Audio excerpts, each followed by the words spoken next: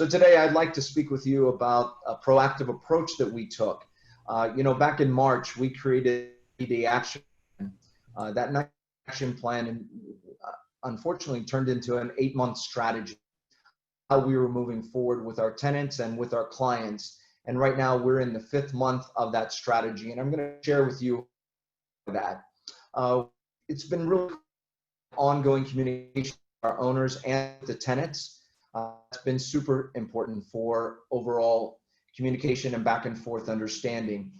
Also, other important aspect is documentation. It's super critical to document the communication between the owner and the tenant so that you have everything on file, especially if you're going to have to move to an eviction process. We've been aggressively working with our owners to assist those tenants who are having challenges. And so been a number of different scenarios, and I'm going to share some of those with you today. Let's talk about the state of the market. So the state of the market is that it was just reported last week that possibly 749,000 Florida residents could potentially face eviction in the next 4 months. The National Multifamily Housing Council found that 93.3% paid either full or partial payments in the month of July. This was down just a little bit, about 1.5% in June. So again, 93% paid their rent. So of those having challenges, we're talking about 7%. So I want to keep that perspective that we are talking about a small portion of overall tenants who are having a challenge with paying rent. We've, as Jaren said, the extension of the unemployment benefits and the government programs, they prove very critical to help the economy move, to help tenants pay rent.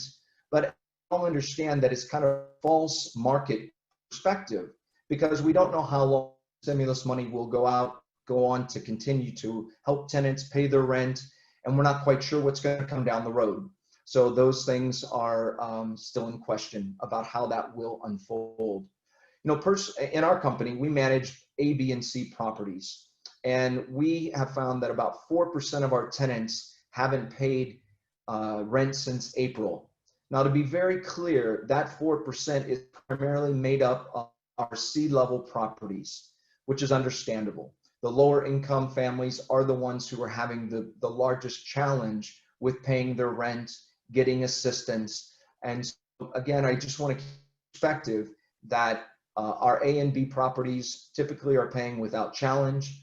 We're again seeing the most challenging areas in the C-level properties.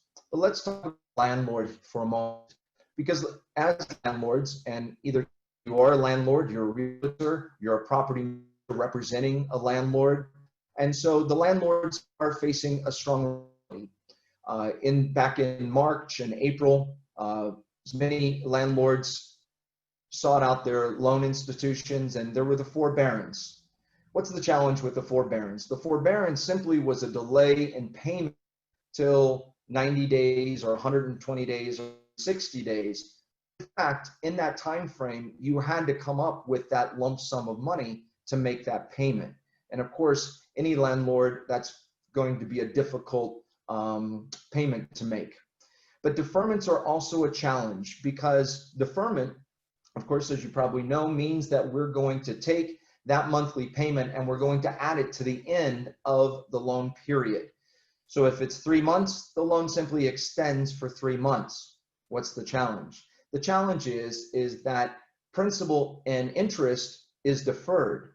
Taxes and insurance still has to be paid. And so there can also be a hefty payment over that will have to be made sometime between now and the end of the year. So those perspectives just have to keep in mind as you're advising your landlords, or if you are a landlord, that you're making decisions on how you're going to move forward. So the challenge for landlords is that many have their hands tied. Even though they want to assist tenants, may not be able to because of the requirements of the forbearance or the deferment program. So again, kind of keeping in a little bit of perspective of the overall picture of what we're dealing with. Let's talk about some tenant strategies and some real practical aspects that we use at Pristine Property Management. So as Jaron mentioned, the president just signed an executive order initiating the $400 per month for the additional stimulus. It's unclear how this is going to be distributed, and it's also unclear if Congress and the will come back to the table and actually come up with another strategy. We just don't know at this point. So what's the challenge? The challenge is that the rent and evictions, as Jaron mentioned, are starting to pile up. And possibly we're facing an eviction crisis with 749,000 people potentially facing eviction in the state of Florida. So let's talk about some scenarios with tenants that we're facing even within my own company. So for example, we have a firefighter who contracted virus. He was in for over a month. Fortunately, he's just been released and he's doing better. He was on a ventilator. But he has a long road to recovery. Due to the complications of the virus, he's developed diabetes and he's having some heart issues as well. So he just, this is a tenant who always rent.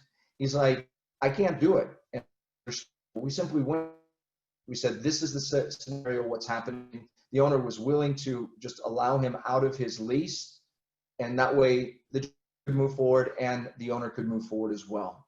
Another tenant came out of the hospital last week. She also had the virus. A single lady, low income income that she makes.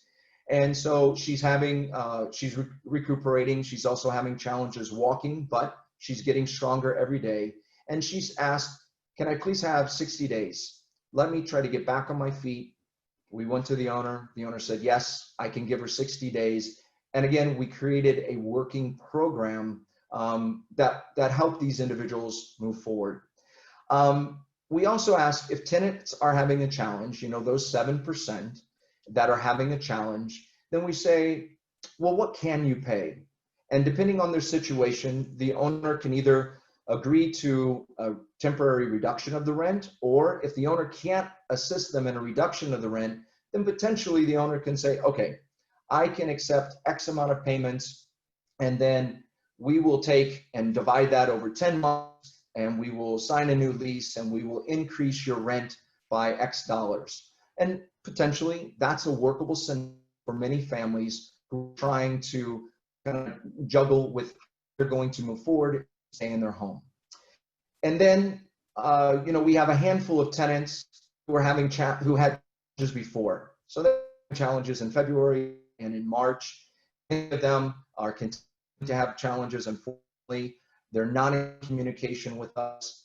And for those owners who really don't have the leverage to assist them, they're forced to move forward with eviction. And that's what Jaron has spoke about. And that's what we simply have to move forward with. And so we have moved forward with a certain number of evictions that we just really had no other choice.